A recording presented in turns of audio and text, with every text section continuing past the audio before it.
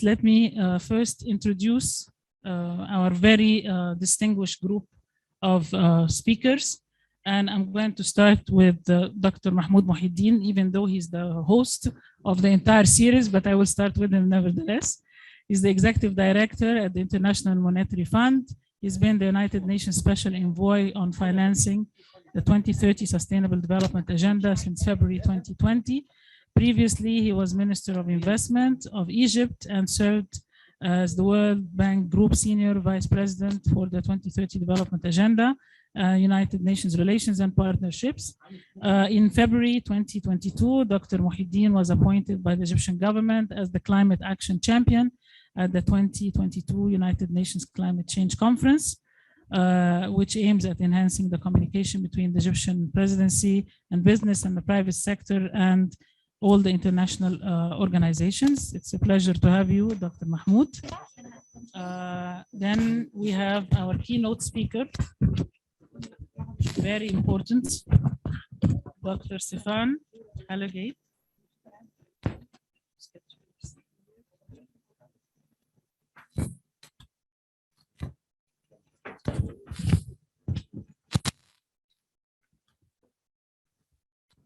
Dr. Stephane Hallegatte is a senior climate change advisor at the World Bank. He joined the World Bank in 2012 after 10 years of academic research in environmental economics and climate science for Météo France, the Centre International de Recherche sur l'Environnement et le Développement, and Stanford University. His research interests include the economics of natural disasters and risk management, climate change adaptation, urban policy, climate change mitigation, and green growth. And he has a degree in engineering, in meteorology and climatology from the Université Paul Sabatier, Toulouse, and a PhD in economics from École de Haute Études en Sciences Sociales, Paris. Okay. Then we have our commentator, Dr. Homi Kharas, who is a senior fellow in the Center for Sustainable Development at the Brookings Institution in Washington, D.C. In that capacity, he studies policies and trends influencing developing countries, including aid and development finance, the emergence of the middle class and poverty trends, and global governance, and the G20. He was at the World Bank for almost 3 decades in various positions, including chief economist of the East Asia and Pacific region. He served as the lead author of the high-level panel report on the post-2015 development agenda, presented to the UN Secretary General on May 30th, 2013. He has authored multiple books, most recently Breakthrough in 2022 and Leave No One Behind in 2019, and he holds a PhD in economics from Harvard University. Last but not least, even though she is not here, Dr. Yasmin Fouad, Her Excellency Dr. Yasmin Fouad, Minister of the Environment. She is supposed to be with us as the second commentator, but because of an urgent matter that she had to deal with related to COP as well, she couldn't make it today, and she sends her sincere apologies. And with us is Mr. Sharif Abdulrahim, the focal point with the UN Secretariat of COP from Ministry of the Environment. He's also with us representing the ministry. Having mentioned everyone and a short bio that's never fair in comparison to all what they do, I want to ask Dr. Mahmoud Mohieldin to start for about 4 minutes, introducing the series of lectures and their objective, and maybe on the whole the effort that's done by the climate champion. Please, Dr. Mahmoud. Right. Thank you so much, Dr. Abla, for the kind introduction, and very grateful for the efforts and collaboration between the World Bank group. And I'd like to thank my good friends, Marina Wess and Steve Hammer, for their hard work with their teams to get this series together. And this is the first of the series, and happy that Stephane is starting us off with his focus on adaptation and the links between successful development and poverty reduction in changing climate. This is the title of his topic. I'm very pleased that this series is bringing 4 important think tanks, research centers, and leading institutions in Egypt, the Institute of National Planning, the Economic Research Forum, the Egyptian Center for Economic Studies, and the Center for Economic and Financial Research. Personally, I had all the pleasure in working closely in different capacities with the 4 entities during the last 3 decades, either as a research assistant with one of them, or a senior economist in another, or a fellow with a third, and a frequent visitor to the 4th. And I'll leave you to do the matchmaking on these activities. That will not be a puzzle for the COP. We have more important puzzles to solve, as going to be discussed in this series. But I think the first objective is to appreciate science, evidence, and serious research when we are talking about policies. And we are in a very important juncture here, where science should be dominating the policy design, institutional reforms, and prioritizing our objectives. As much as we can be evidence-based, with adequate data, with adequate knowledge, that the policy advice at national, regional, or global level would be very much appreciated. And what I like on this COP, I hope, is not just to have a good, decent arrangement and good events during the COP and the meetings during Sharm el-Sheikh events. This is expected, and many colleagues are working hard from the state side, led by the Ministry of Foreign Affairs and Ministry of Environment, and the whole of government actually is working hard to prepare us better for in terms of logistics, arrangements, and an extensive program. But what I like to resonate with us is more of the kind of work that we are going to be observing today and being part of. How to engage in research and science, and to provide different scenarios and solutions to the policy makers. And here, policy makers are not just the government officials, but representing the non-state actors, business society, civil society, think tanks, and researchers. This issue of providing information for understanding better the priorities is going to be very much dominating the discussion going forward. So, and more collaboration between these institutions with the likes of the World Bank and others, that could really be helpful. Of course, in this meeting, my very good friend Homi Kharas, with his different affiliation, including with Brookings, is bringing another dimension and channel of collaboration going forward that I like all of my friends in the 4 research centers and think tanks to build on, in reaching out, in identifying possible collaboration of research, which is already starting. Homi and his colleagues in Brookings are finalizing an important volume on climate, and they were kind to invite me and Dr.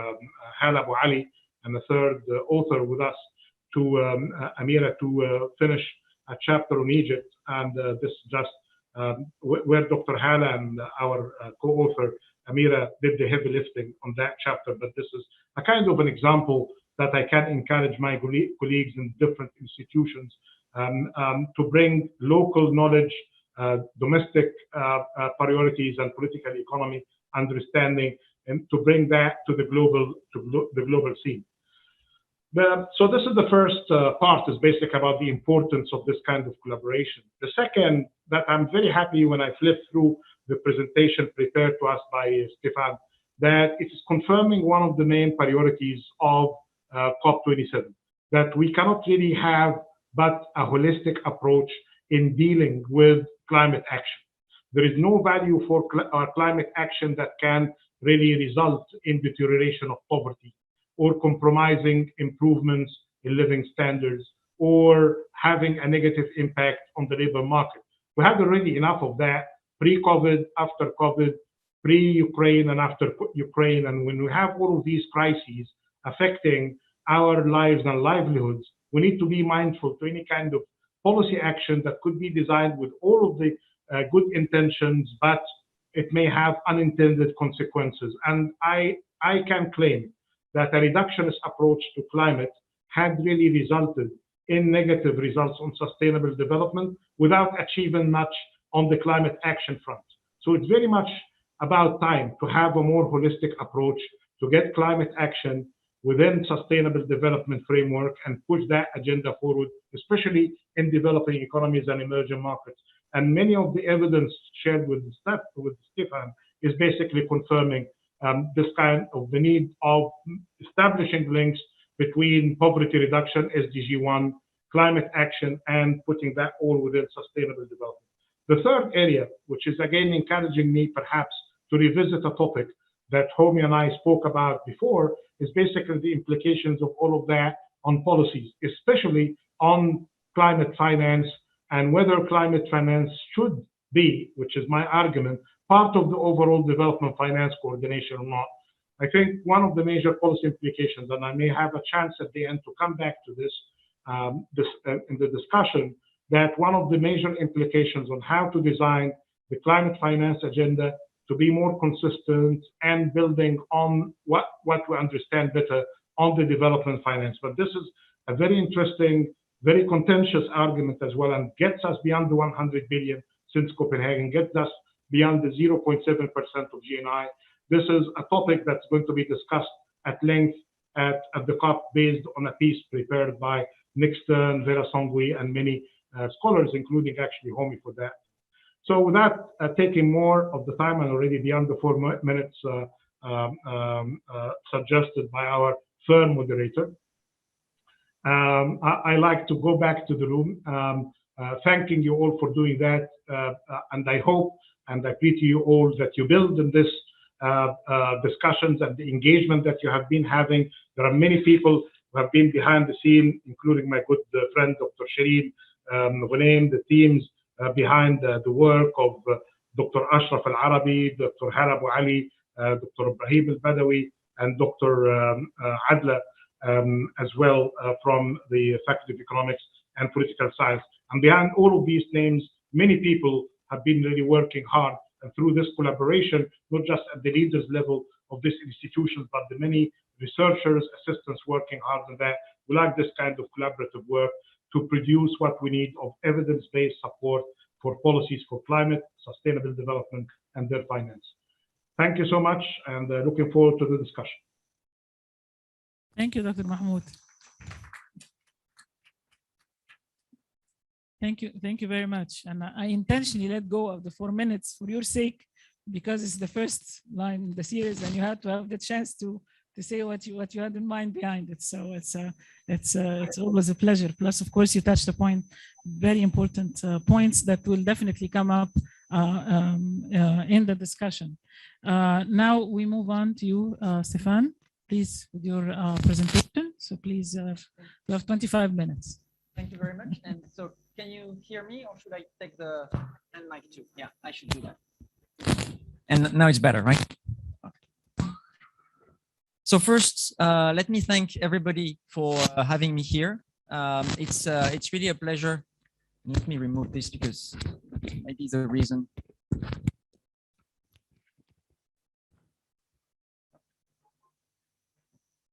It's real-time technical problem solving. Okay, there we go. So I was thanking you, all of you, for being here and for having me here, especially a few weeks before the start of the COP27. It's really a pleasure to be giving this talk. It's also my first trip in Egypt, so it's even more of a pleasure for me to be here. I hope I can get a glimpse of all of your treasures on my way back, but I really appreciate the opportunity, and I'm really looking forward to the discussion we can have after my presentation, because on all of these issues, and I want to start with that, we don't have all of the answers. And only by discussing those challenges and those opportunities, we can reach the consensus that we need to make progress. It's also great to discuss this topic, climate change and development, right now before the COP, because your COP is taking place in a very special time. The World Bank published a report 5 days ago acknowledging that poverty reduction has stalled. For the last few years, it has stopped decreasing, which it did for decades before. We also face higher interest rates, higher price for food and energy. So today we really cannot look at climate change without looking at development at the same time. And that's really what I would like to discuss with you today. But when I do that, I want to do that by starting with what I see is as the main challenge and the main imperative that we have to face.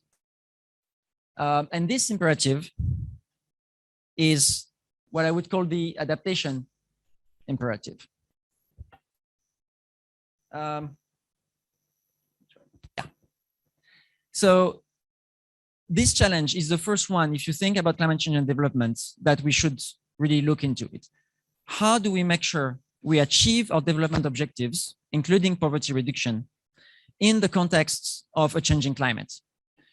Which means, this is a picture from Vietnam, for instance, with more and more disasters affecting coastlines. But we all have in mind what happened in Pakistan in the last few weeks, with about 30% of the country in the water. So how do countries like Pakistan reach their development goals in that context? And it's, of course, a lot about resilience and about adaptation to climate change. And I could talk quite a lot about the impact of climate change on GDP and economic growth. And this is something that we see already and that we can look into in the future. What you see on this figure is an extract from our recent country climate and development reports on the Sahel. Those reports, by the way, are new diagnostics that the World Bank has started to do this year. We have already published CCDRs for 9 countries, and we will do more than 20 by the COP. And then we will do all of the countries where we're active, with the objective of really bringing development and climate together in our planning and in our own portfolio. And here you have an example of the type of analytics that you'll find in those reports, looking at how climate change impacts will affect growth and development in 5 countries in the Sahel. And you see impacts minus 10% in some countries. With the adaptation recommendations that we're making in those reports, this can be reduced maybe around 5%. But the point I want to make here is that those numbers, looking at GDP and aggregate growth, might be missing the main story. Because the main story is not at the aggregated level. The main story is about people. And if we really want to understand the impact of climate change on development, on poverty, we have to start from people and how they are affected. And this is why what I would like to do now is to start from what poor people are telling us. Image from a household survey, which we're doing in most countries. And in those household surveys, more and more, we're asking people, why do you fail to exit poverty? Why did you maybe fall back into poverty since the last time we did this interview? And we just listen to what these people have to say about what is in the way, what prevents them to exit poverty. And they tell us, and there is no fancy modeling here, they're just people telling us about 3 things in most of those surveys. One is the role of food prices and loss of income from agriculture and the environment. Another reason that they give us for why it's difficult to exit poverty is the shocks will change in the future and how that's going to affect poverty in the future. And that's what we did in this work, trying to look at 2030, how climate shocks might affect poverty between now and then. And so we have this estimate at the global level, something around 132 million people in poverty in 2030 because of climate change. Those numbers are always very difficult to interpret, right? 132 million, so big. But I think here we have a good comparison point. It's more or less what we had because of COVID-19 as an increase in poverty. So between now and 2030, the scale of the impacts that we expect is comparable to COVID-19. And of course, I'm looking at 2030 here, so the very short run, while most of the impacts we expect post-2030, even post-2050. So that's a sobering thought. Another sobering thought is this map, where you see sub-Saharan Africa being the place where a lot of these impacts will be felt.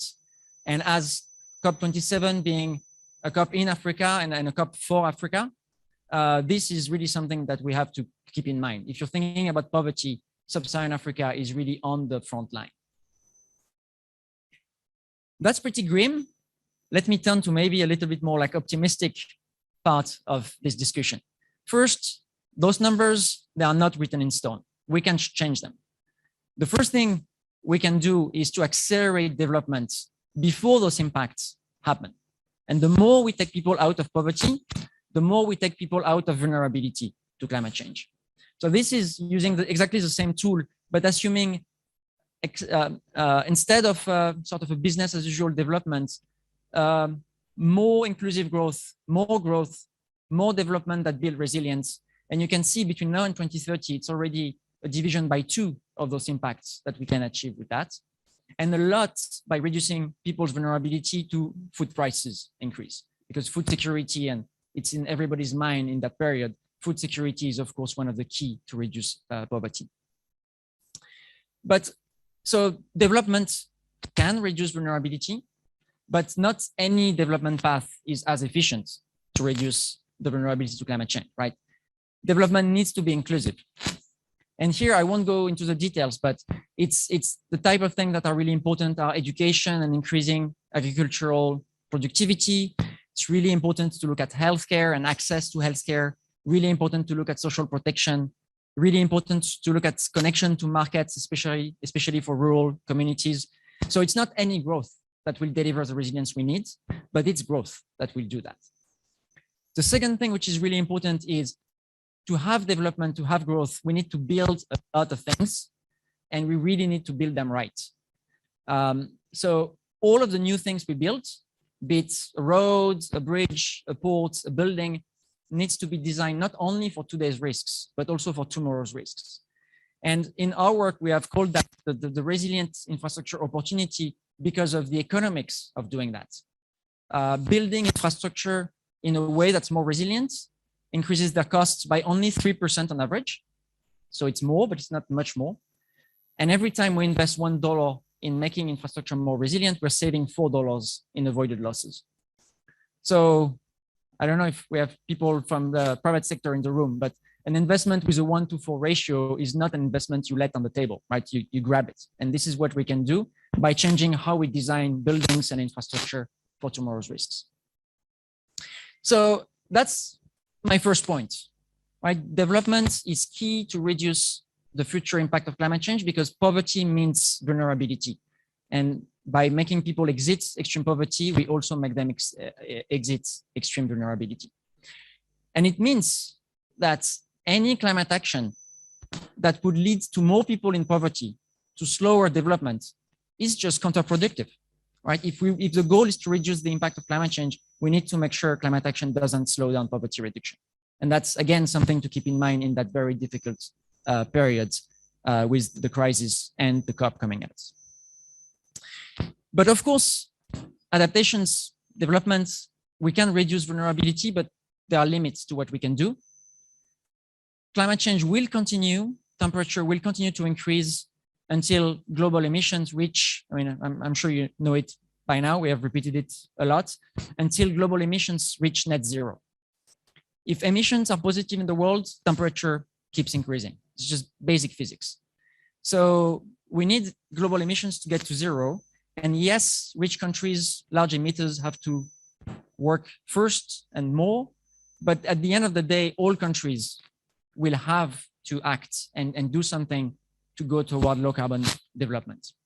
So the question then is, how do we combine that with my first imperative, right? We need poverty reduction, we need development, and still we need low carbon development. How do we make that happen? I'll start with the wrong way of making it happen, which is to focus on emissions and just to try to reduce emissions. Because this is really not the way to go. The way to go is to look at the development challenge for countries. So yes, there might be emissions, but also there might be unsustainable public debt, might be lack of access to energy, congestion and air pollution in cities, lack of access to improved water and sanitation. I could do a very long list, and this list is very country dependent because some countries have different priorities. If you put all of that together, you start to see the synergies, you start to see the opportunities. And of course, I don't want to go through all of them, but I just want to flag a few of them, which sounds particularly important to me at this point. I don't need to tell you that solar and wind power, renewable energy, the cost has declined so much that in most of the world, it's now cheaper than any fossil fuel to create energy. This is because we have pushed climate action in the last decades, and the result has been innovation and has been those technologies which make today we have energy the cheapest in human history. So this is not a trade-off, right? This is just a chance. We did not have that 10 years ago. This is new. And this can really help us bring electricity to everybody in the world, something that we have failed to do in the last decades. And one thing is, this is not only cheap, this is also extremely well suited to reach the people we have failed to reach in the past. So if you're thinking about rural communities in sub-Saharan Africa, connecting them to power with big power plants and a long line and the grid has been extremely challenging. Now, with those technologies, we can have mini grids with renewables that makes it so much easier because we can start bottom up and build this national grid from the bottom up, which is much easier than top-down approaches that have failed in so many countries. I could make the same story with electric mobility. All of the things are just chances that we have to capture. So I hear a lot of people saying that developing countries have the right to use fossil fuel, and I think we can all agree on that. But it's a little bit like having the right to use landline telephones or fax machines, right? I would be much more asking the question of, can developing countries have access to the technologies of the 21st century instead of the technologies of the 20th century? Because there are barriers for those countries to access those very cheap and promising technologies, and we need those barriers to go so that they can capture this opportunity. I don't want to go into the details, but working with nature is cheaper, more efficient. We have seen it in so many countries. It can create jobs in rural areas. And we also have seen that efficiency is something that we can work on. So economic growth, at the end of the day, it's about using your resources better. It's all about efficiency. Climate action, reducing emissions, same thing. It's all about efficiency, about using your resources well. I want to give one example. We have introduced in many countries fossil fuel or energy subsidies to help poor people access energy. And this is great because we want to help poor people access energy. Just when we run the numbers, we realize that this is a very, very inefficient way of doing that. Because a lot of the resources is not going to help poor people access energy. It's going in the rest of the economy and in creating bad incentives to waste energy. So just by replacing those fossil fuel and energy subsidies with direct transfers, you can send the right signal to your economy. And if you look on this figure, you have basically the bottom 60% of your population who would benefit from the change. So you can really achieve the same objective, which is making sure everybody can have access to modern energy for less. And this efficiency, of course, is helping with economic growth. Same thing with carbon pricing. Let me take you for a minute in Ghana. We have been working on carbon tax in Ghana. When we work on carbon tax in Ghana, it's not to reduce emissions, right? The country has like tiny, tiny emissions. But the country has a problem with domestic resource mobilization. They have unsustainable debt. So they need to raise more resources. And if you compare a carbon tax with some of the more complicated type of tax, like labor, income taxes, or VAT or others, we find that the carbon tax in that context is much cheaper to implement. It's much more difficult to fraud. So it doesn't cost you the same to just control. So it's just a good way of raising resources for the government at this point. So it's not, we're not making it an emission story. We're making it a domestic resource mobilization story. So when we put all of that together, this is an example from our CCDR in Turkey. We find that scenarios with decarbonization can have economic growth that is just faster than the baseline growth. But you see, we have like so many lines in this figure because what you get does not depend on whether you do decarbonization. It depends a lot on how you do it. And that's why I'm trying to avoid the debates, the very abstract debates about is climate action good or bad for growth? Because if you don't explain how you're doing it, you can't really answer this question. It's all about how we implement that. And this is what I will discuss now in the last part of my presentation. Except that something happened and I cannot move this anymore.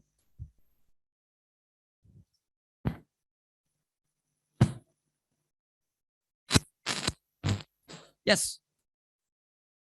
So if we want to get all of those synergies, if you want to capture those opportunities, I think there is a first question to ask is, if those opportunities are so great, why didn't we get them before, right? There must be a reason. And this is a really good question to ask, because this is how you identify the barriers and how you remove them. So this is really the right approach to think about those issues. I want to talk about 3 challenges. The first one is around the distributional impacts and the political economy. I mean, we all have been through discussions on energy prices, for instance. The big challenge is the political economy, right?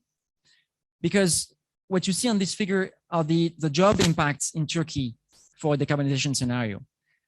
On average, the aggregate impact is positive. You're creating more jobs than you're losing. But if you're a worker in a coal mines, you don't really care that somebody has a great time in the construction sector somewhere else in the country, right? All you see is that you have lost your job and you have no opportunities. So if you don't provide solutions for these people, there's just no way this is going to work over the long run. So we can look at our toolbox. We have a lot of tools. We have education and retraining. We have active labor policies. We have social protections. But I want just to stress one thing, which is really important, is for the political economy, what people want is not a compensation. They don't want to lose their job and livelihood.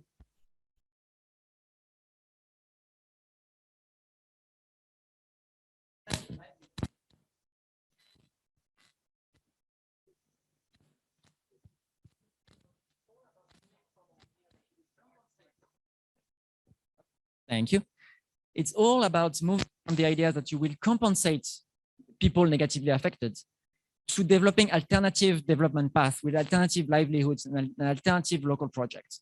And this really requires to be able to mobilize the private sector, to create the conditions for the private sector to step in and to create these jobs in these new sectors to compensate what you will be losing in fossil fuel development or use. Second challenge is on financing. And Mahmoud talked about that in his introduction because it's so essential and it will be discussed so much during your COP in a few weeks. Here again, I'm using examples from Turkey and Vietnam with these huge numbers, about 1.2% of GDP in Turkey, maybe 2% of GDP for decarbonization alone in Vietnam. And here I think those numbers are scary, but the key is not to panic, because if you cut them into different pieces, things become much more manageable. Part of those investments will be just good investments in renewable energy, in transportation, things that the private sector is completely able and willing to do, provided that the conditions are right and that you have the right enabling environment. For some of those investments, the returns are there, but they won't be enough. So this is when you need some support with concessional resources, can be domestic, can be international. But again, you can get a lot of your resources from the private sector. And finally, there are things for which the private sector will not be there. If you want to help people losing their job in the coal industry, this is not something that the private sector will be willing to do. So you still need public resources to just manage the transition and help people being affected. So again, you can cut your problem into pieces. We have a toolbox, we have solutions. The last challenge is about institutions and governance. Because many times we realize that governance issues, lack of strong institutions is more of a challenge than the economics. I told you for resilience, we need 3% more for the resilience of infrastructure. This is not a financial problem. This is making the right decision, being able to include all of the risks in the decision making and so on. So here again, we need the international community to help to build capacity, especially in the more fragile countries. I will go very quick now on just showing you a little bit of and the screen is pretty small, so you will have to trust what I'm telling you about it because you won't be able to read, but that's okay because you trust me, right? So one type of screening tool that we're trying to develop is trying to focus on the barriers to what we want to achieve. So if what you want to achieve is reduce congestion in your cities, reduce air pollution and reduce emissions, the key is to look at what makes it difficult now, identifying barriers, which can be barriers on the incentives, can be the lack of information or behaviors, or can be a lack of capacity. And once you have identified the very precise barriers that you face, for instance, in some places you don't have land tenure, and so you cannot enforce any urban planning. Once you know what the barrier is, then you can look at the toolbox and what are the measures that you can implement. And you can do that for all of the barriers. Some are linked to technologies. Maybe you need to make sure you can import the right technologies from abroad. Some are linked to finance, and some are linked to the political economy. But the point I wanted to make here, without having you through the torture of reading this slide, is the key is to identify your goals, then to identify the barriers, and then get the political toolbox action against those barriers. To conclude, I want just to leave you with one last idea. I'm sure you were all in the same situation, especially in ministries, right? You have your desk with a pile of reports. Each report has 150 recommendations. So you basically have thousands of things that we're supposed to do, and that's just too many. So I'm pretty sure that the key is really in the sequencing of this action, in the prioritization of this action, so that instead of 2,000 things, you're trying to do 5 things, but they really matter and they really make a difference. And here we're really trying to help through our analytical work, through our CCDLs, to help get from those thousands of things to the subset of really important things that needs to be done right now. And the point I wanted to make to conclude is some of these actions, you want to do them now because they are in synergy with your short-term development goals. They will help you with the debt, they will help you with air pollution, they will help you with developing new exports. Some you want to do because they are urgent. Because if you don't do them now, it will be much more expensive or difficult to do in the future. And by, I think, looking at all of the recommendations that are landing on your desk and thinking about what can I delay, and if I can delay, maybe it's good to delay, but there are enough things that cannot be delayed, are really urgent.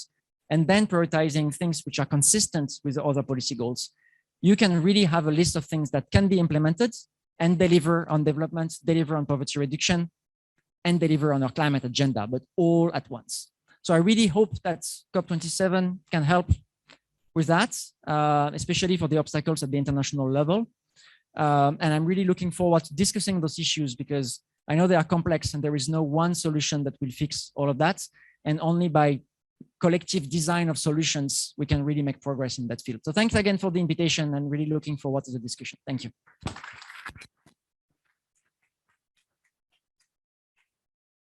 Thank you very much, Stephane, for a very interesting presentation.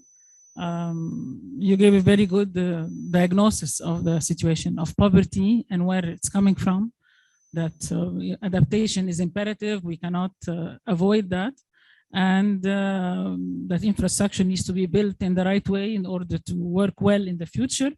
But then the key issues are the how issues. These are really the most important. The success depends on the right sequencing and prioritization of actions, okay? And the how question is actually the most important. You mentioned also a bunch of challenges. One of them are dealing with the governance issue. One is dealing with the financing need and so on.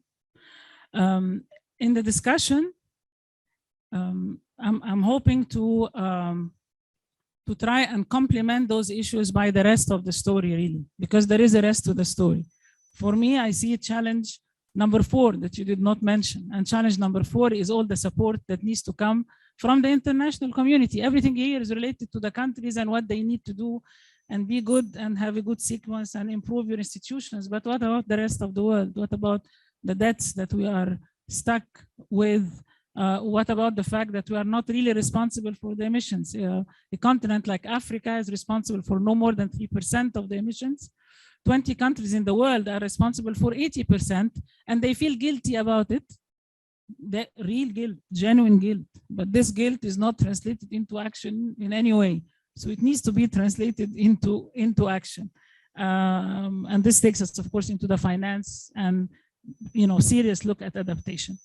And Homi, I'm sure, is going to get into a lot of these things. But I want to ask him, Homi, please, I want to ask you a question first, a quick one, and then we'll go into the hot stuff, because there are, by the way, 26 days left before COP27, which is very short time. So the time is kicking big time. And the question is, what are you going to do about all those issues? But the question for Homi first, and it's a quick one. I know that you're doing in Brookings a lot of studies looking at the experiences of different countries. Dr. Mahmoud mentioned actually Egypt coming up in one of the chapters. And I wanted to quickly ask you, from the countries that you have seen, which ones are actually following the formula that was suggested by Stephane in taking the urgent actions first, in looking at the synergies and the trade-offs, and sort of respecting this very nice matrix that he had at the end of his presentation? Which countries are doing this best and could be giving a lesson for the others? Homi, if you just say something about that before we get into the more the hotter stuff, let's put it this way. Thank you. Thank you so much, Dr. Hadla, and thank you, Stephane, for a terrific presentation. So look, I will answer your question, but if you allow me, I'll say a little bit about what's coming out of some of these studies, which I think is very consistent with Stephane's presentation. The reason why I don't just want to immediately go into answering your question is that I think, as Stephane said at the beginning, what he's describing and what emerges from all of the country studies is that we're really talking about a completely different, brand new development paradigm. And there's a recognition of that development, that there should be a new development paradigm in all of the countries, but spelling out exactly what that is still very much a work in progress. And, it's interesting. Stephane was quite humble in the beginning, saying we don't have all the answers. But then when it comes to, presentation of solutions, there are very detailed solutions. But I think we do have to be really humble here. We don't have many of the answers, but we have the emergence, I think, of what a new paradigm might look like. And the first really important point about that paradigm, which he emphasized, is that it has to be an integrated paradigm of climate and development. And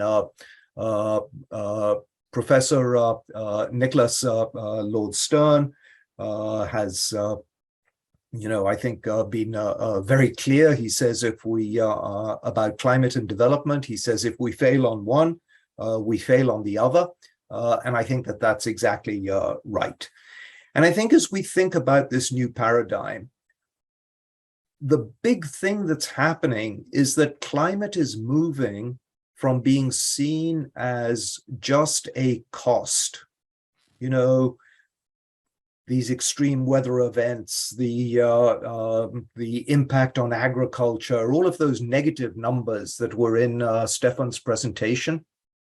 For many countries, I mean, they're feeling the here and now of the negative impacts of climate change. But I think in lots of countries, there's now also a lot of discussion about the opportunities.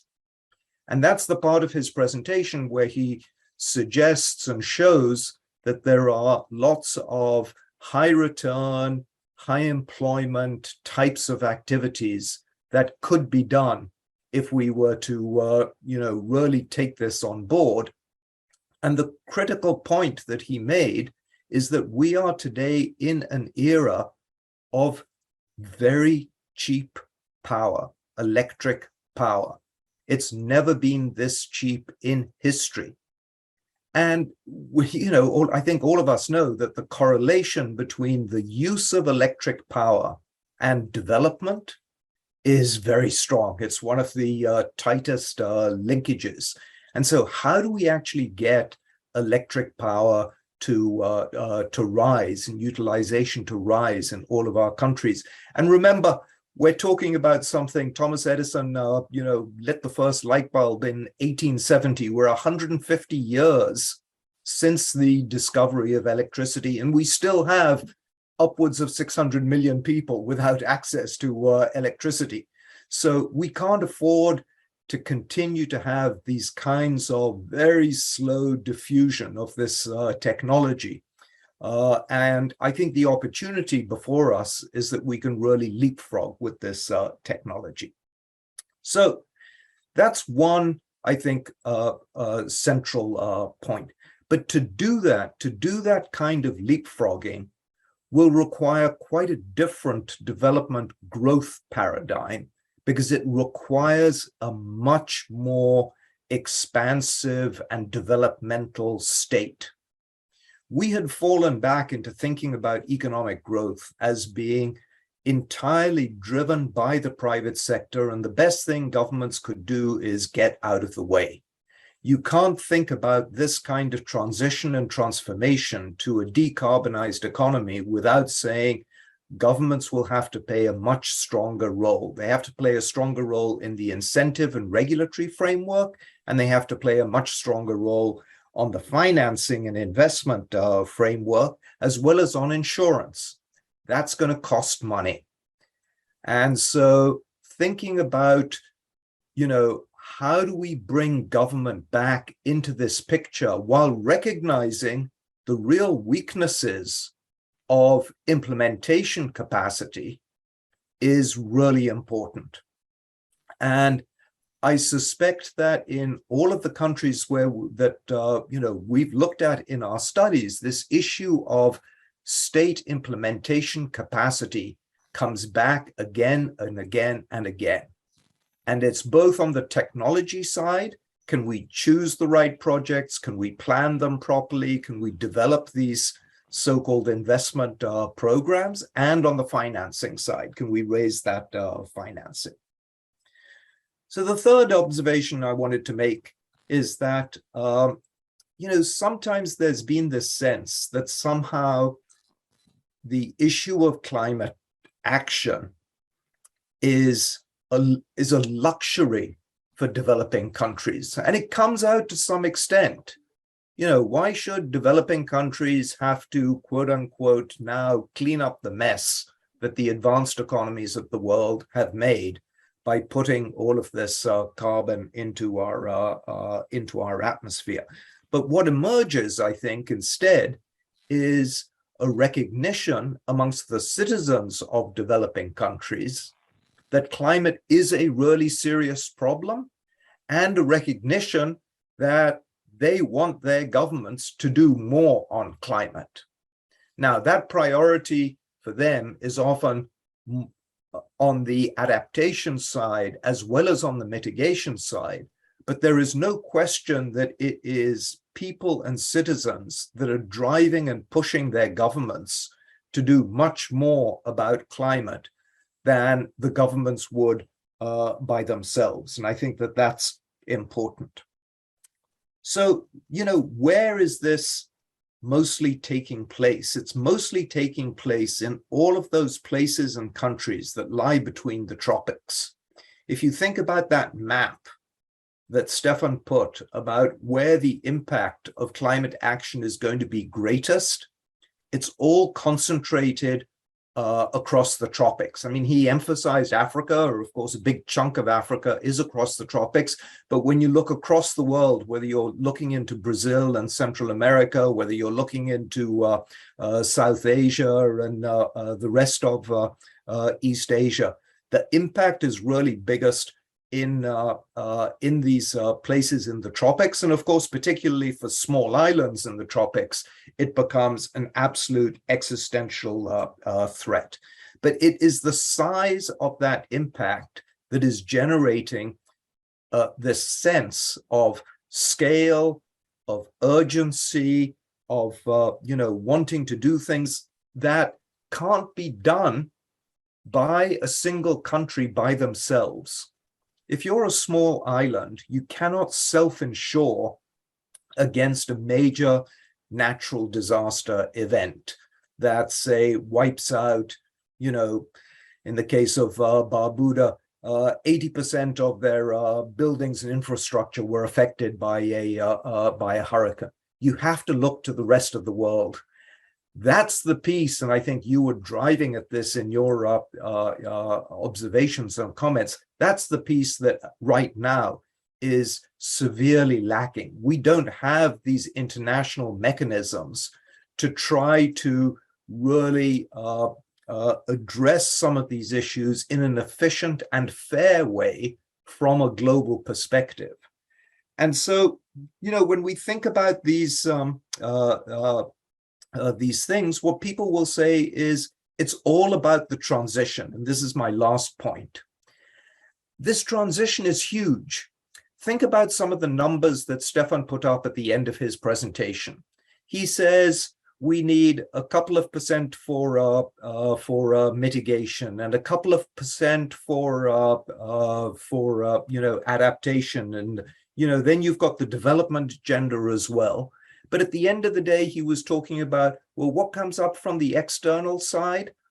Maybe 1% of GDP, whereas from the domestic side, you're talking about 6 to 7% of GDP.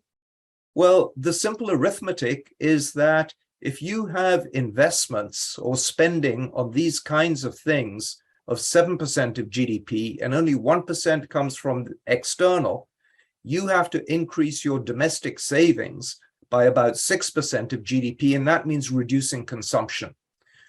How are you going to effectively reduce your consumption today by 6% of GDP without having all of these negative impacts on the poorest people? So thinking about these transitions and these intertemporal transitions is hugely important. And that's where, in my mind, the rest of the world has to do much, much more if they want to bring some of these countries along with them. And that's why in the NDCs that countries have put on the table, you see this huge gap between the amount that they are able to do, as they say, in an unconditional way, and what they're able to do and prepared to do conditional on getting more support from the international community. Thank you.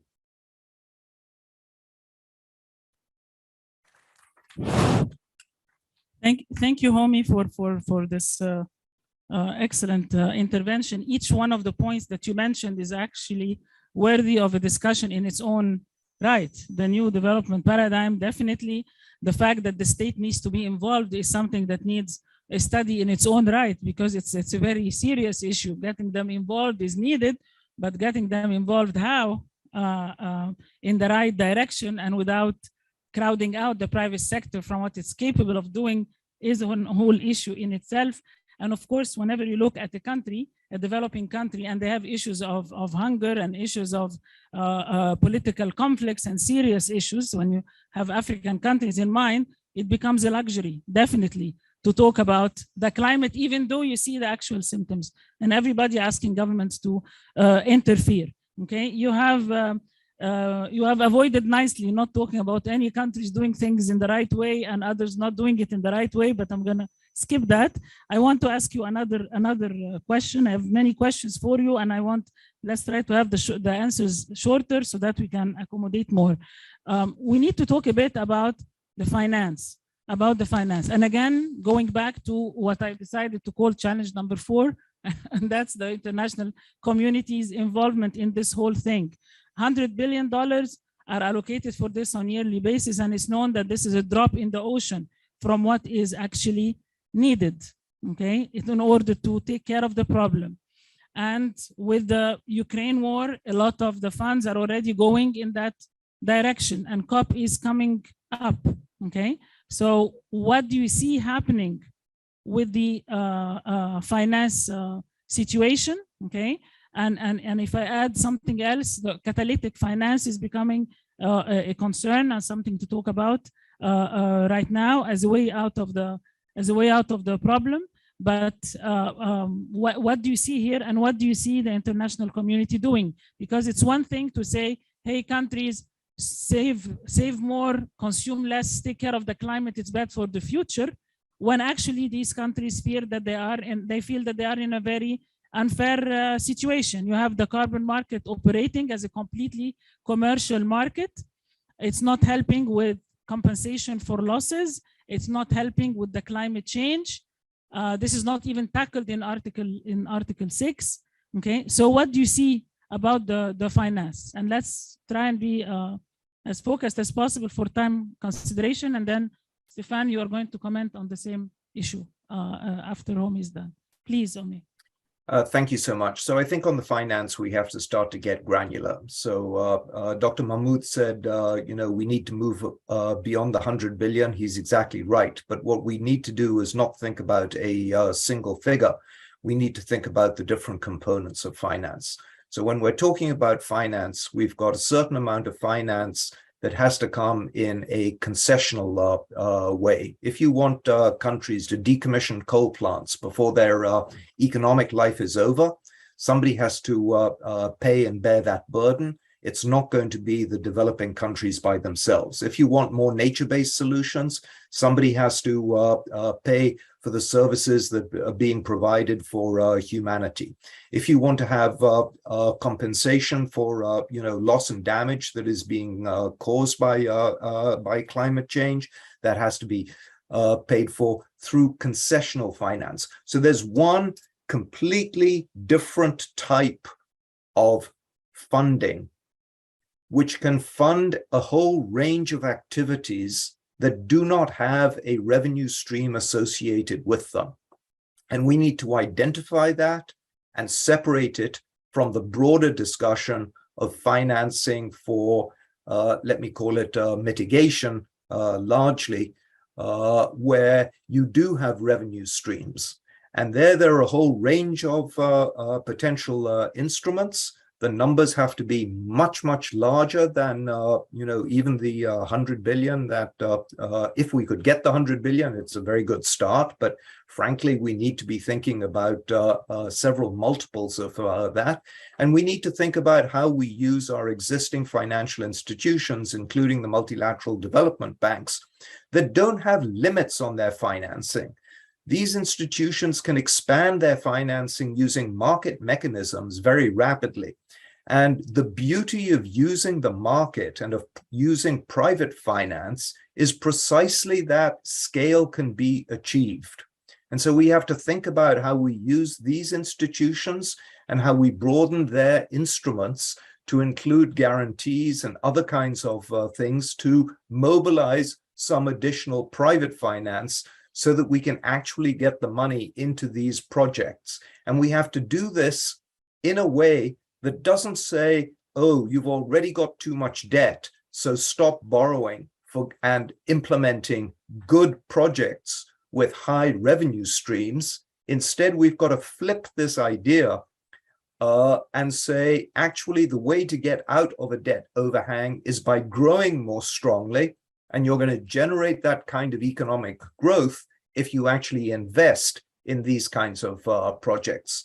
So I would, I think there are a range of things that can be done in order to do that. And just to come back, I don't want to duck your original question. Every one of these countries that we have looked at, South Africa, Indonesia, India, Egypt, others, are all saying finance is our biggest problem. We could move faster and do more if we had access to finance, both in larger volumes and on terms that are similar to the terms that exist in advanced economies. So it's very easy in advanced economies to say solar is the cheapest power because they can access finance on New York capital markets. It's much more complicated to do that in a developing country, but there are mechanisms using the international financial architecture to reduce that difference in the cost of capital and the maturity of capital to make these new projects much more affordable and put everybody on a more equal footing. Thank you. Thank you, Homi. Stephane, again on the finance issue. Do you see possibility for having a change again in the carbon market structure? Article 6 is talking about the carbon market. The carbon market is dealing with mitigation very clearly, okay? But actually, it's not contributing to climate finance, and it's not contributing to compensation for countries that are suffering from the emissions and have nothing to do with it. Do you see any potential of this happening? Any change in that direction? Thank you. So, first point, I think I'm happy to add a fourth challenge. I think it's also useful to think of my three challenges as places where international community and international finance can help. I think we talked about how countries cannot face the cost of decommissioning coal early, for instance. This is something which is mostly a political economy issue, and this is something on which the international community has to do more. We saw that the agreement for South Africa, for instance, which still has to be translated into actual implementation. The World Bank Group is supporting for this type of work, but I don't think separating these two challenges is helpful. I think it's better for those challenges, which are domestic challenges, to see how the international community can help. And you can do that for the political economy. You can do that for the financing, of course, and you can do that also for the governance, because financing thing is good, but we also have to finance the capacity building, helping countries build the institutions they need, the training of people doing the work. So to me, that's a good way, because if you arrive with clear needs, it's much easier than to connect to the various sources of finance. In terms of how much we need, one thing that we find is that the additional needs due to climate are also much bigger in the poorest countries. So these huge numbers that was quoted, like if you need like 6-7%, it's in low-income countries. If you're looking at the middle and upper middle income countries like Turkey, you're much more in the 1% value, which is sort of a good news in the sense that the size of these economies make the whole global challenge more approachable. If you need a few percent of GDP in massive countries, it's much more challenging than if it's in countries that are very poor at the moment. My point, I think, is we did this work recently on this, how to use concessionality. Because I think what we would not want is, it's true that in many countries you have the cost of capital be very high. So something which makes sense economically, like solar power, becomes extremely expensive because it's all upfront costs. So if the cost of capital is high, you're in trouble. If you use concessional resources to help pass this barrier and to do one solar plant, while with the resources we have, we can do a few solar power plants, but this is not solving any problem for anybody. So the question is more, how do we use concessional resources to change the barrier, which is the point I was trying to make at the end. So if the barrier is the cost of capital, then the question is, how do we use concessional finance not to do one or two projects, because this doesn't change the development trend, but to remove the barrier, and that is a lot about policy changes. So policy changes requires this support with concessional finance, maybe more than project per project, because with the amount we have, project per project, we just cannot do it. So, I mean, I think it's extremely clear that if we add all of the needs that we identify in those countries and the ability to fund domestically, there needs to be a huge increase in the support provided by high-income countries. And so high-income countries have a clear role to play internally by doing more to reduce their emissions and developing the technologies that other countries will be able to use. That's a very important part of what they have to do. Yeah, but no, exactly. This is what we see with solar power today. I mean, solar power is that cheap because people invested in it when it was really expensive. And that needs to happen for hydrogen, needs to happen for electric vehicle, it needs to happen for green steel and so on. But also high-income countries need to help for this financial challenge. And I would be in complete agreement with what was said on concessionality is one discussion, but the discussion on non-concessional finance is at least as important. So increasing access to non-concessional finance is a big challenge in a lot of those countries. So it's not all about those 100 billion, it's much more about the international financing architecture. Thank you very much. The international financial architecture needs to change completely and look at the countries as having rights, not as this is not a donation to the poorer countries. They have a right to compensate a lot of what they lost. Shireen, are there any questions online? There are a few. Let's have some questions from online and from the floor, and then come back. Please.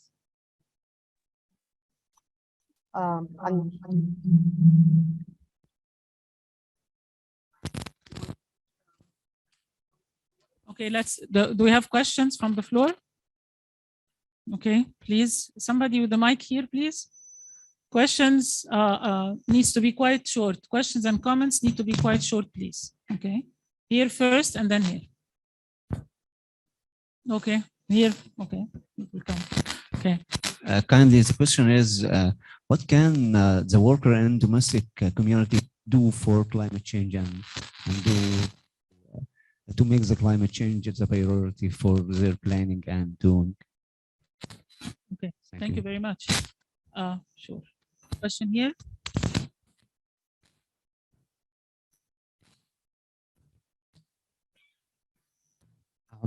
First of all, I want to introduce myself. I'm Dr. Magdi Fathi, the head of the Environmental Committee at the Egyptian Arab Organization for Human Rights and Development.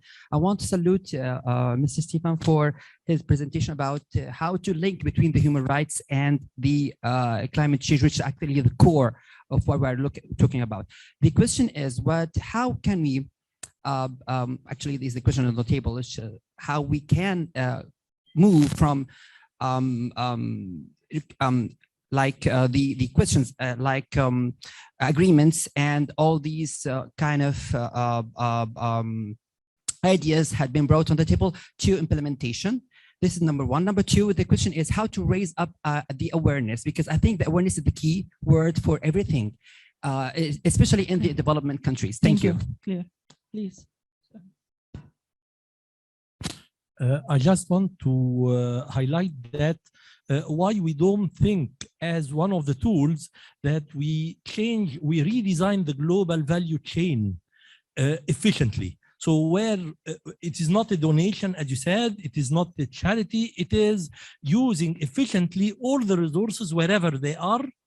And science will lead, as Dr. Mahmoud said, to unleash the creativity. And then we need the finance for this, but based on redesigning the global value chain, manufacturing in the places where it is more efficient to manufacture. Thank you.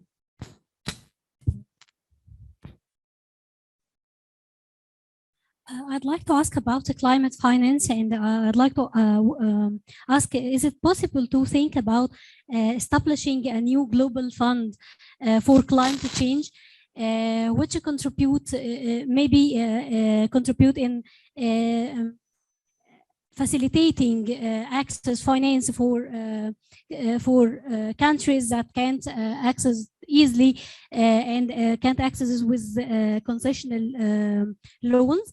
The second question about the global carbon market.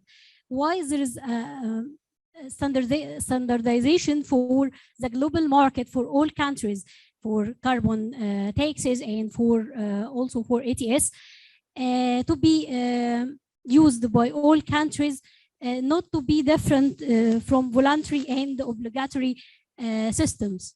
Thank you. Thank you very much. Any other questions from the floor? Over there, please. We'll have two more questions and then we'll go for a round of answers and then come back to the questions here, or unless you're ready. You ready? Okay. Bismillah ar-Rahman ar-Rahim. Welcome, Mr. Stephane, in the institute. While I am making a paper about maximization of natural gas in Egypt, maximization value added of natural gas in Egypt, I read that there are now many very important technology for carbon management, like carbon capture, utilization, and storage. CCUS is very important, and converge technology. Where is you the, can the change question? carbon. Where is the question, please? Where is the question? The question that we need money to implement this technique. We need money in Egypt. الملا وزير البترول, he said that we face many challenges, like fund to implement carbon capture, utilization, and storage. Thank you. Point is clear. This is very important technology. So we must help all developing countries to use this technology. Thank you. Thank you. There is a last question here. Thank you. Go ahead. Hi. So how can we actually trust the COPE after the funding, even the funding goal has not been yet achieved? So how can we trust the COPE's decisions as a developing country? Thank you. Okay. Thank you very much. Questions here. Shireen has collected the questions that are online. Please go ahead. I have quite a few. Pleased to confirm that we have more than 200 people online following us. And so we have more than 20 questions. So I'll start by 4, and then perhaps you may want to come for a second round. We can collect questions that deal with the same issues. I'll do it. We'll have 4 different countries, so we get that international outreach. The first one is from Zambia, from Rivan Firi. And my question goes to INPs. How should you ensure that climate funds distribution is done equitably, much more for the vulnerable countries and the coastal lines? And the second one related to also Rivan is kindly shed more light on how countries can do more to ensure that they achieve their national determined contribution, the NDCs, as this will be the main agenda for the COP27 in Sharm el-Sheikh. And then they're quite, let me move from that to Dr. Ataf Qobrosi. What about green growth, the circular economy, and the sustainable development? Who would and could lead this transition? Good governance is crucial, but more crucial is the role of government. What sort of actions and programs are left for government in the adaptation and mitigation? And he also has another intervention that deals with some serious economists have suggested and have proven mathematically that continued growth and dependence of technology would not save us from making the planet unlivable. Reducing growth does not mean that all countries should or could reduce their growth, but that the rich industrial economies need to yield space for the poor countries to catch up without compromising the sustainability of the planet. And I'll just take one more from Egypt. This case is Dr. Shireen Shawarbi.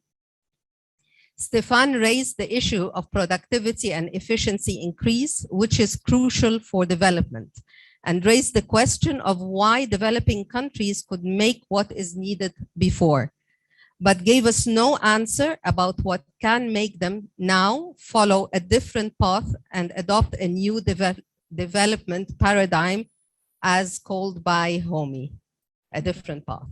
Thank you. Thank you very much.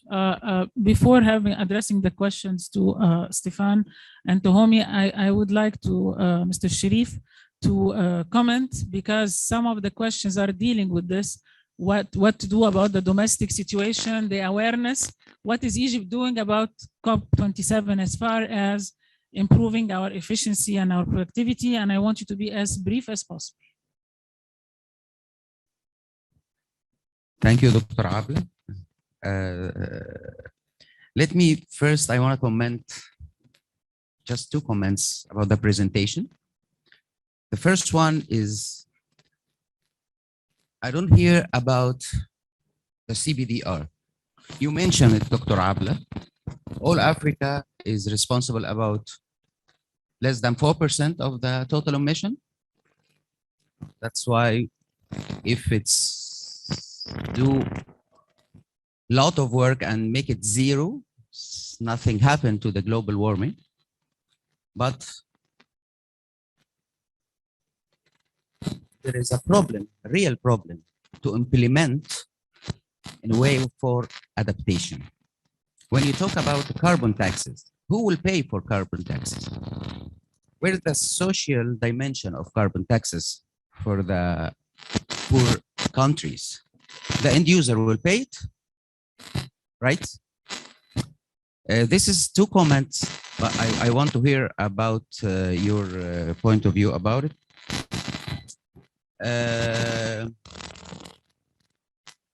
In a way, for what we are doing for COP27, we are now working very hard. We have a lot of thematic days in the COP. We have lots of initiatives, and we have a website and all of this information posted on it.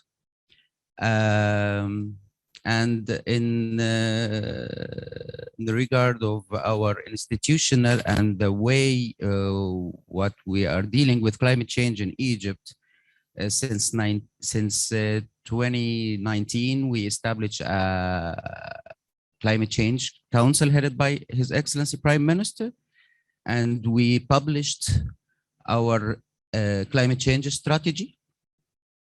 We update our NDC, and all of this published on the website. And we are now updating our low emission development strategy. We have one until 2030, and we are now updating into 2050.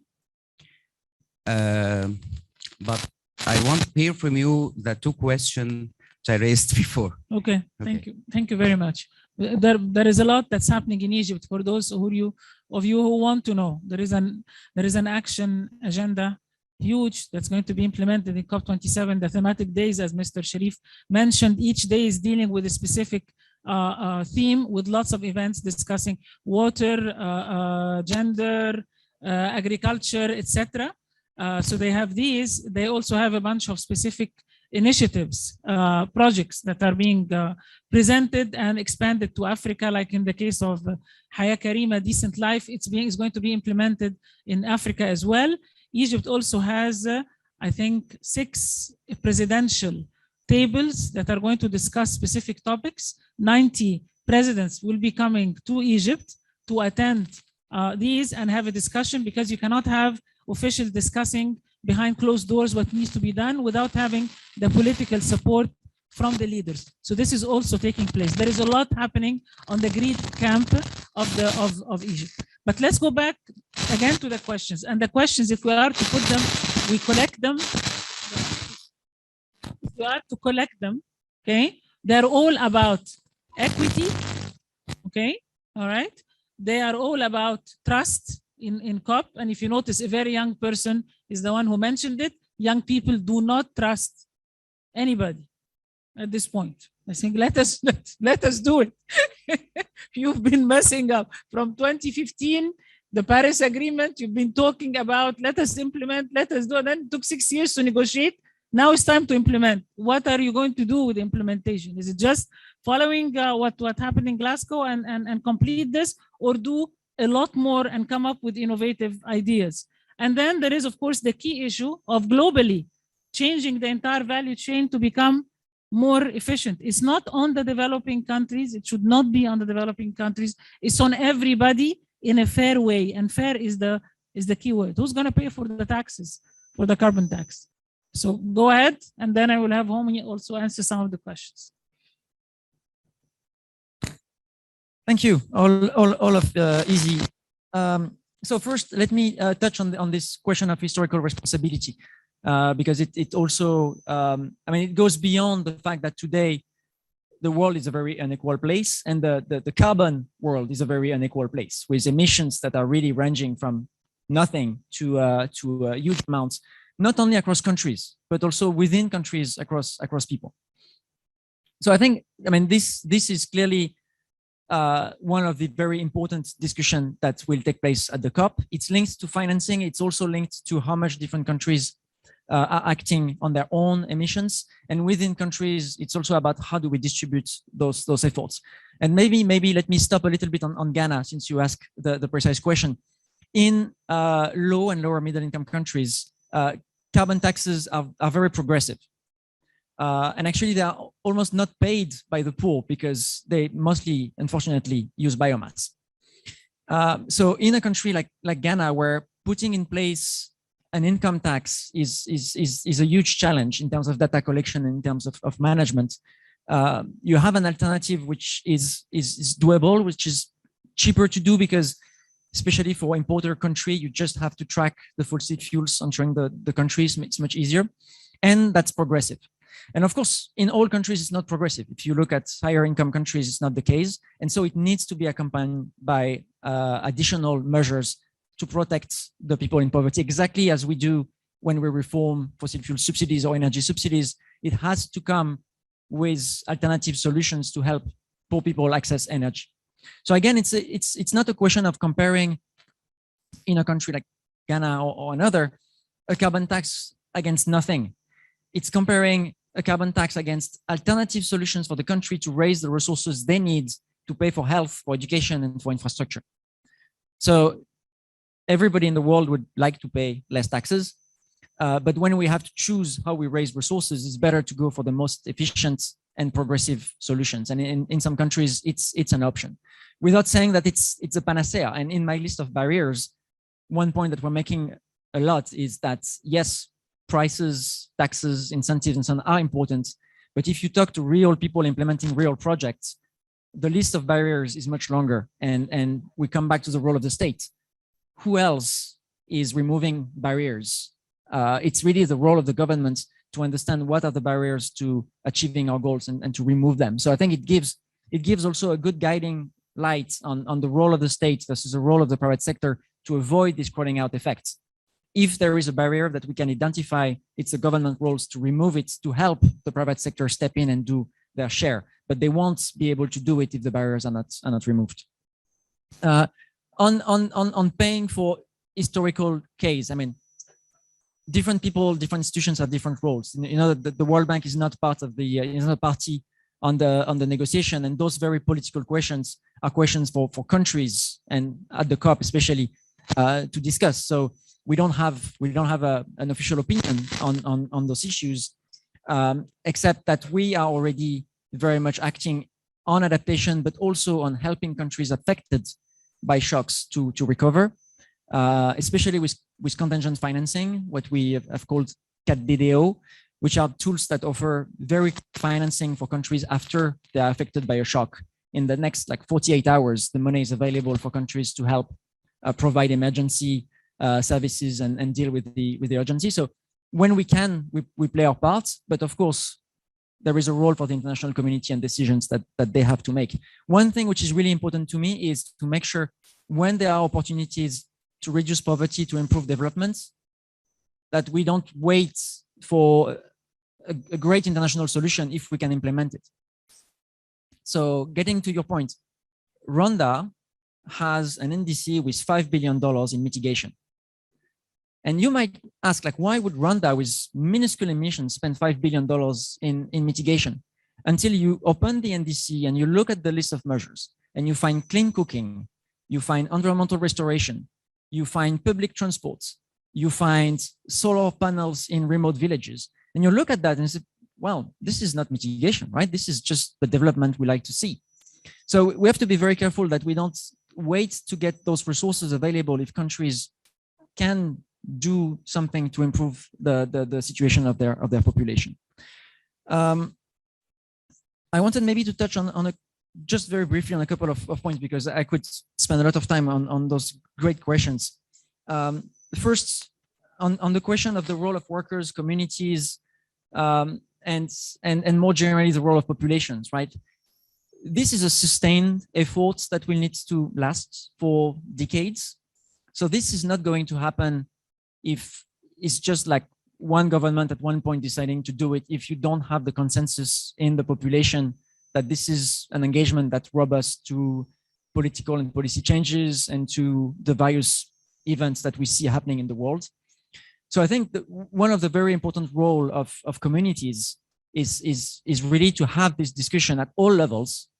And we see a lot of cities moving very fast, even when governments are not. Because at the community level, you get this consensus and you can start to move. And this is a work of experimentation. As I said, we don't have all of the answers. So sometimes you'll have a city doing a great thing and all of the other cities saying, yeah, I want to do the same. So I think if communities manage to show the signal, show what works and show what doesn't, which is even being more brave to just say, oh, we tried that and it failed, everybody's learning and everybody's gaining. So to me, that's really a very part. You asked about the global value chains. So, I mean, hopefully we start to see the global value chains reacting to the climate challenge. We see a lot of countries being concerned that their exports might be threatened if their carbon intensity is too high. We see a lot of worry also that this could be an additional obstacle for low-income countries, that they might have trouble to access markets because their economy is not decarbonized enough. So this is something to navigate with a lot of care, so that we send an incentive, but we don't make another constraint on poor countries trying to access global markets. And we know accessing global markets has been a path out of poverty for so many countries that we want the rest of the world to have this same chance. One thing we have to keep in mind is especially the role of a few critical supply chains like steel, aluminum, petrochemicals, cement, because those technologies today are very difficult to decarbonize. And we know that when we build a new factory today to do steel or aluminum, it's better based in a place with a lot of renewable energy available. So if you have a lot of solar power in the future, you get an advantage for those critical supply chains. So we want to see this being taken into account by investors. That's one of the reasons why there is all of this work in the financial sector to improve disclosures, to force firms and companies to report on their carbon intensities, because the idea is that then investments will react to this information and go in the right place. And a lot of countries with a lot of solar resources, just looking around here, have a lot to gain from this shift. So there will be winners. And like always, we'll have to think about how we support the countries who have a business in those sectors and might be losing as we move. That, by the way, is one way also to develop utilization and storage, in the sense that countries with an expertise on that, especially oil and gas countries, can build on that expertise to develop those technologies and to gain a competitive advantage on other countries. There were other questions. I don't want to be too long, so you guide me on how much I continue, but sounds good. Homi, maybe you would like to make some comments related to some of the questions that were raised, and before you do, just commenting on what Stephane said, definitely local communities have lots of great initiatives that can be scaled up and expanded upon, just that we cannot put on their shoulders the whole thing. Okay, it needs to be a lot more. Homi, please, you wanna say something? We're going to extend, with your permission, for 15 minutes because of all the questions that are still coming in. And because I also have a couple of very critical questions to you guys, I won't let go easily. So we're gonna have until 5:55. Homi, please. Thank you. So let me just go into your quite helpful groupings. So on the notion of equity and the distribution of concessional funds, the existing system, in essence, tries to allocate concessional funds based on the income levels of countries. Now what we need to do is start to think about how can we also allocate concessional funds based on vulnerability of countries. That's still a work in progress. There's a UN panel that is looking at it, but I think it's absolutely fundamental to this concept of integrating climate and development.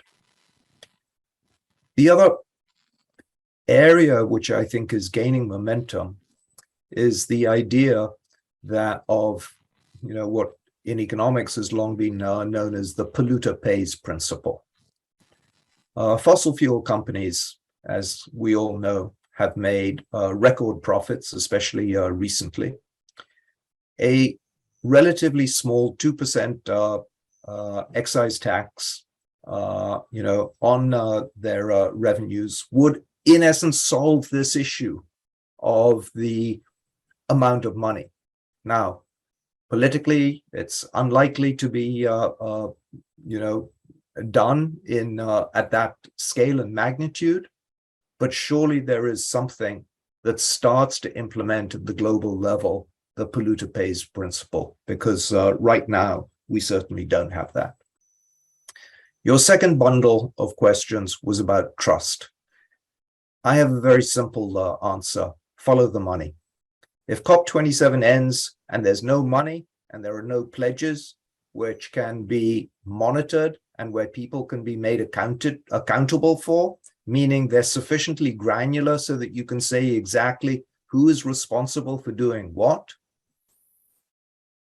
then it'll be very unclear what it will actually be able to achieve in practice. So if you really want to build trust, we have to just look at the money and the flow of finance. And third, all of these questions about the global value chains. There are two parts of the global economy which are very fragmented right now and causing huge inefficiencies. One is in everything to do with nature-based solutions. And Dr. Abla referred to this with the Article 6 and the voluntary credit markets. If the countries, for example, in Africa that are part of the Congo Basin actually got compensated for the what they generate in terms of services to the global economy, in terms of climate reduction through reforestation, the preservation of their forests. UNECA estimates it would provide up to $80 billion a year to those countries. So these are huge amounts compared to the amounts of aid or other kinds of finance which is going in. But these markets are not integrated. So at least right now, it's very difficult for these countries to actually participate in the European carbon trading system. So until we have an integration of those kinds of markets, it's going to be difficult to have the process become efficient. The second massive inefficiency in global markets is in finance.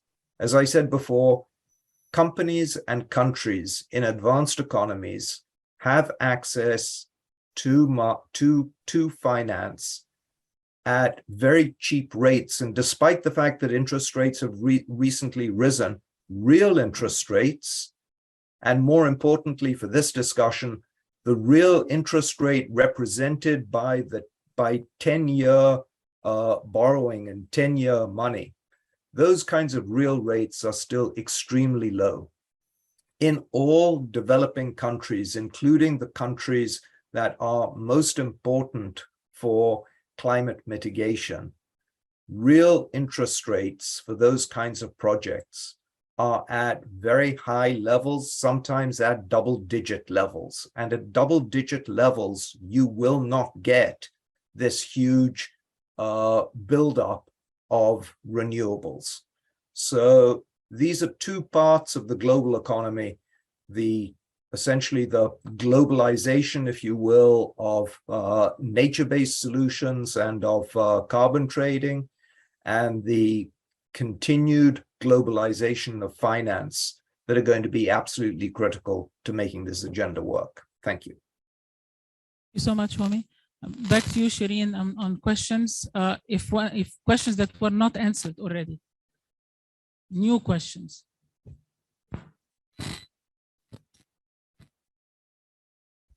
If you wanna take time to make sure that they are new. There are quite a few that I've not mentioned first time round. There are quite a few, so I think I'll again be selective. And if you tell, I've announced that we'll be getting back to our participants online with the responses in due course.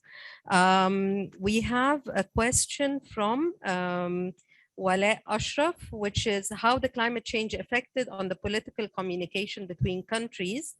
A question from Wasim Mina. I wonder if in Egypt we have a strategy at the governor level to deal with climate change, a magnitude of the problem, and a governorate level strategy to deal with it. We have a question from Noor Khalil to Stephane, indicating that Abla touched on a historic emission of a number of developed states and the lack of action on their part. Looking at a case like the recent floods in Pakistan and the call for repatriations, what is your view on repatriations to developing states less responsible for carbon emissions? Is this also a viable adaptation model? We'll take a couple more if you wish, from Zahra Abu Ayed. What are the most acceptable opportunities to be achieved recently, continents of the world, especially Africa, to have success and make real progress? A question from Muhammad Diab. There need and must be unified global political will to affect the outcome of these recommendations into planning. How will this impact the climate change in 10, 20, or 30 years together, with the need to elevate poverty and growth as mentioned? A question from Hamed Muhtadi to Homi. Finance is critical, but access to international finance, such as, for example, to solar markets, requires a degree of financial development within countries that the very poorest developing countries most affected by climate change do not have. That is a huge challenge. Tell me if you need more. Okay, back to you, Stephane. The talk about the loss and damage is obvious, and it's something that cannot be ignored, and what happened in Pakistan is a manifestation. So I will please comment on that, and then Homi on the finance part. Yeah, I just wanted to come back briefly on the financing part, because we cannot make the economy of the question if some sectors in some countries have to pay 10, 12% interest rates. There are also reasons for that. And we can't just use public money to just give subsidies to pay 10, 12% if there are good reasons why they are 10, 12%, and those reasons can be removed. Because we're talking a lot about equity, but keep in mind that if we use public money to subsidize the financial sector to do that, I mean, where is the money going also, right? We have to keep that in mind. So as much as we can, if we can have reforms of the financial sector or the way the energy markets are designed, so that we go from 10, 12% to 6% without having to throw a lot of public money that would be best used to help poor communities and pay for education and health, that would also be a good thing. So I just want to keep the balance right? We have a financial challenge, but it won't be solved only on the supply side. It needs to also be fixed on the other side to make sure we're not providing a subsidy for bad policies. So that to me is a really important point. I wanted also to react with a question about the funds. When you talk to governments, one of the complaints they have all the time is the fragmentation of the climate finance. You have like hundreds of funds, they all have different rules. If you want to put together a big project and you have to access all of these funds, just the resources you spend in just the paperwork is crazy. So I think it's important when we think about new instruments that we start by thinking about how can we use the existing instruments better. We have a lot already, and make sure we avoid making it even more complicated to access that finance. We've been talking a lot about small countries, small islands, poor countries. Those people have very limited staff. The Ministry of Environment might be just like a few people, right? They can't spend their time filling forms and so on. We have to facilitate access and not only the amount of money. That's a little bit the same thing. You asked about the carbon market, and I did not talk about that earlier. So the carbon market is something that's growing. We have much more hope in it than a few years ago. We also see the voluntary markets that are playing a role. At the moment, it's small, it's growing not very fast, and it's complicated to access.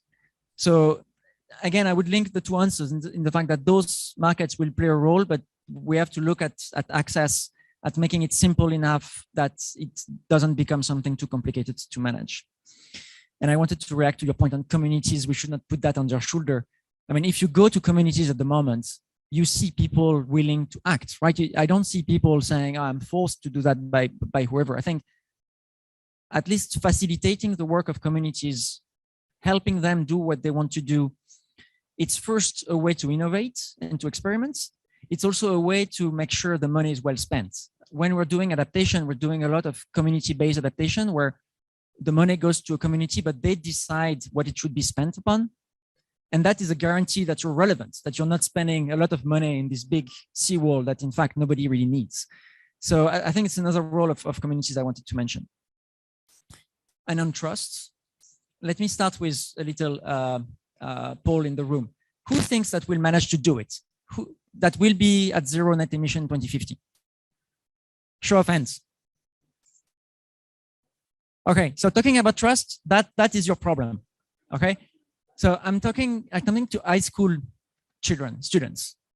You go to a high school at this age, they're supposed to be all like believing that everything is possible, right? You do the same thing, you get the same show of hands. Nobody thinks we'll do it. So my question is back to you, right? How are you going to do it if we don't believe that we will be doing it? Because we're always stressing those challenges and we're throwing at each other these big trillions of dollars that are missing. And in parallel, at the same time, you see so much happening in cities, in countries, and in firms with new technologies and so on. And that's basically, it's just everybody shrugs. Like, it's just, yeah, well, if we don't have $4 trillion, we're doomed. And I don't think it's true. I think this is a step-by-step process that we need to build on what works. We are doing a lot to share across countries what we see working in some countries and getting the good results. And I think if you want to build the trust, people should feel that the objective is something that's achievable, right? And I really believe that this is achievable, right? There's nothing impossible in this net zero targets. But I think we have to think about also what this discussion does on people. Like, why would you organize your community? Why would you try to become the mayor of your small city if anyway we're just not going to make it happen, right? So I think it's really important to repeat again, if you look at, we know how to get net zero in 2050. We know the path, we know it's complicated, it's a lot of change, but there's nothing impossible in there. And I mean, we should have at least a couple of hands saying that we will make it, right? Yes, it is doable if there is the if statement. If, okay? If governments are committed, if the international community is supportive, okay? And this maybe this takes me to the 4 questions and I have in mind, and because we are running out of time. I'm going to throw at you and Homie 4 suggestions, okay? And I want you to tell me how you feel about it, because this is the outcome. Yeah, take notes. This is the outcome of lots of talks, okay, that we've been having lately with a lot of people. One of them, okay, is that we call for a motion to cancel debt for a bunch of the developing countries to help them do exactly what you are saying. Do this and this and this. How can they do that if they are dragging debt all the time? If money cannot collect it, the 100 billion cannot be collected because of the Ukraine war, because of situation, okay, don't pay, cancel the debt. So this is one motion. The second one, how about creating a fund to reduce the risk of investing in Africa? Okay, everybody is saying Africa is a victim. The rhetoric is lovely, and this is where the no trust is coming from. The talk is nice, all right? But how about putting the rhetoric into action and say, let governments from the 20 countries that are doing most of the pollution, the US on top, China on top, let's have a fund to support the investments by the private sector in Africa. They don't have to be as profitable as they dream to be. Part of this profit can be covered by that fund, okay? Out of duty and out of historical responsibility, not out of charity. This is number 2. Number 3, okay, that we call for a motion as well to have adaptation goals, just like we have mitigation goals. We have very nice mitigation goals and we're sticking by them. Where are the adaptation goals? If anything, if you don't have a goal and if you don't know how to measure it, then you will never be able to do it. So how about that for a motion as well? And then the last motion actually is the heaviest. Okay, all what we're observing are symptoms of problems, we are not tackling the core of the problem. Whether we're talking private, whether we're talking health issues, whether we are talking about the poverty, these are all symptoms. The core of the problem is that the South, the global South, all these poor countries are not heard at all because the international system is not looking at them at all, except in a very minor way. So about having a new Bretton Woods agreement, one that is consistent with today's time. How about having a G20 that is different and that includes developing countries? How about changing the voting system in the IMF and the World Bank to have people, to have countries who have weight in the world now, and not just the financial contribution would make the vote. Okay, it's where you are right now, the realities of the power game and the realities of the people's game in the world. 80% of the world is living in the global South, and they are not represented. So these are 4 motions. I want your opinion on all 4 of them, and then Homi, I want your opinion on all 4 of them. And as quickly as possible. That's so easy. So I think first that they're all very closely connected, right? They are not like 4 different things. And probably the last one is relevant very strongly for the 3 first. On debt cancellation, I think, so this is, you know, a topic that is being discussed quite a lot, the idea of debt swap, where you cancel debts in exchange for some commitments on the climate side, and then the idea that at least part of the resources will be used for some resilience building or decarbonization project.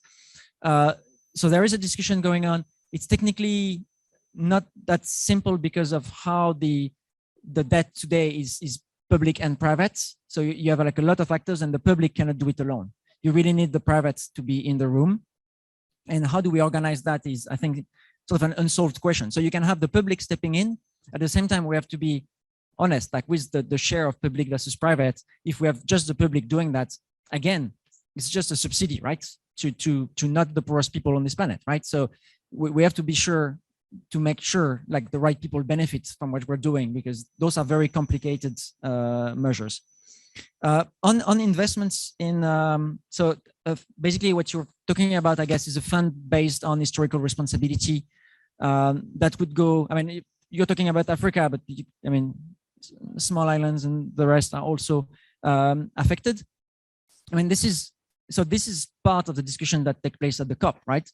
This is for the international community to decide of how these things are managed. What we are doing at the World Bank is to support the implementation of the things, but on those questions, we're not even part of the discussion. So I would stay on my seat in this one and say that having more resources to help with the development of those countries, and to especially on the resilience and adaptation angle, is of course something that we wish for, because then we can do things that we cannot do in the current context.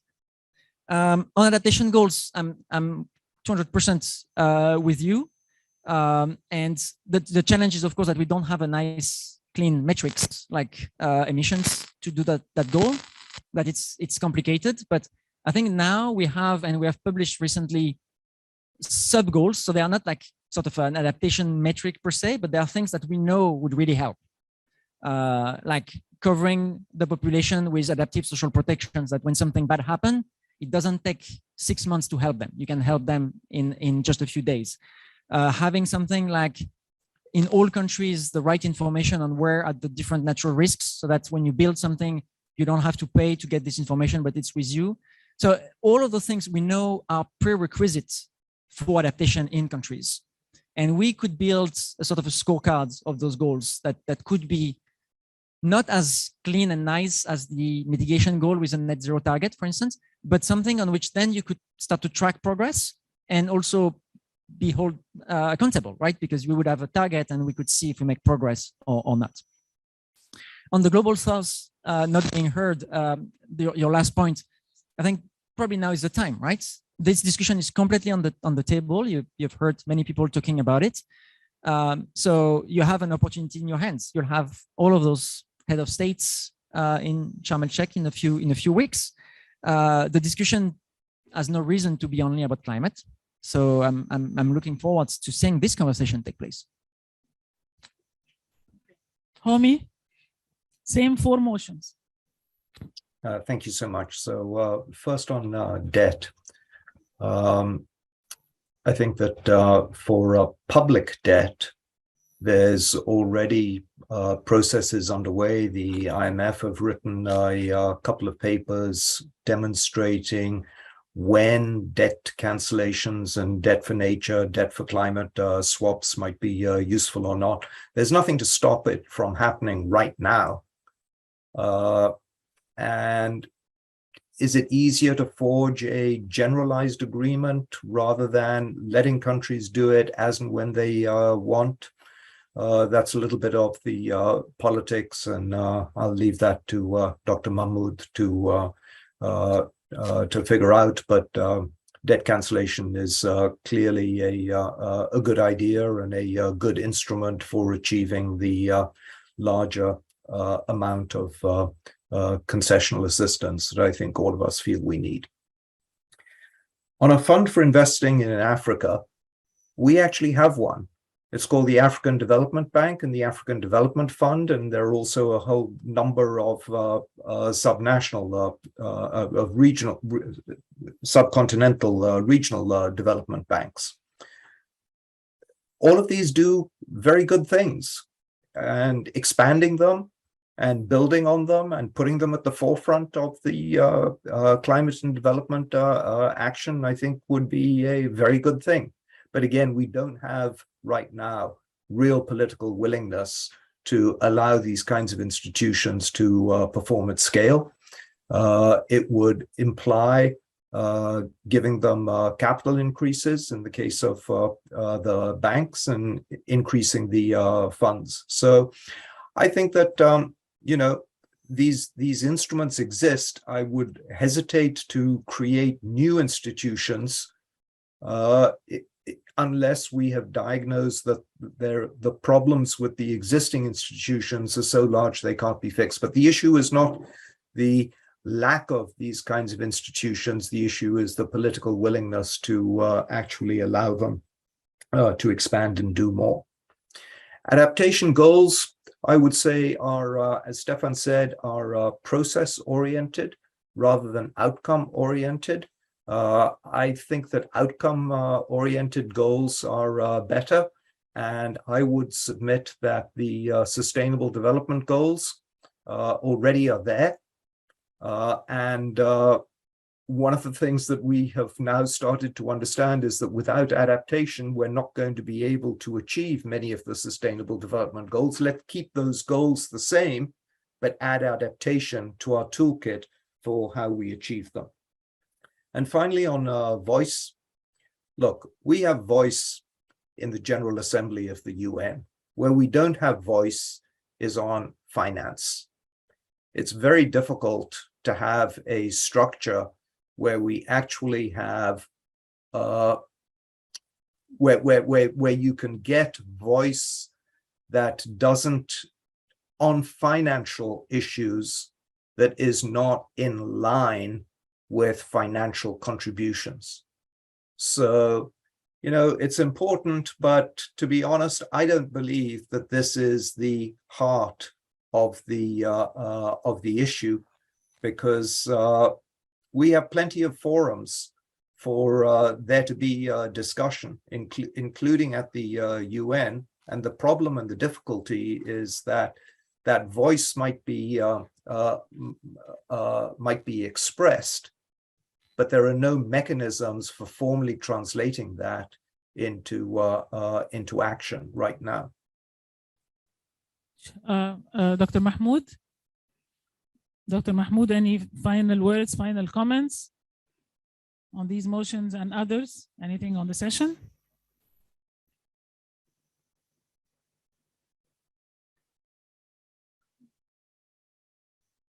Dr. Mahmoud? Is he in? He's muted? See? He's off camera, but we can't hear him. He's off camera. Okay. All right. I think our time is up. So let me close that session and tell you one thing before you leave. Again, 26 days left before COP. Okay, there is a big role for the civil society, for the scientific community, for everybody to push for so many things. We are going to have another webinar coming up on the 30th of October, and it's going to by the same group, the same gang. There is one tomorrow. There is one tomorrow as well. What? Dr. Mahmoud. There is one we are organizing. Yeah, we are organizing one tomorrow with the World Bank, with the Nobel winner, Dr. Daflo, on climate and poverty. In Washington, D.C.? This is going to be in Washington? Yeah, that would be very cool. We'll send you an update on that. And again, very grateful to Steve Hammer. Please, thank you for informing us. And on the 30th of October, there's going to be one on the carbon credit. And please, do you have any comments to make on anything specific in what we talked about today? No, thank you so much. I'm mindful of your time. I took notes, and then perhaps that will be reflected toward the end. Many thanks. Okay, on the 30th of October, there will be more talk on the carbon credit, and very important, beyond the conference itself, Egypt is responsible for the COP up to the delivery to the Emirates in 2023. So there will be a lot more in talking and following up about what happens. Meanwhile, thank you so much for being with us, and please stay tuned. And I want to thank very much Stephane for an excellent presentation and a great discussion. And again, great thanks for Homi on the discussion, and you've been a great audience. Thank you so much.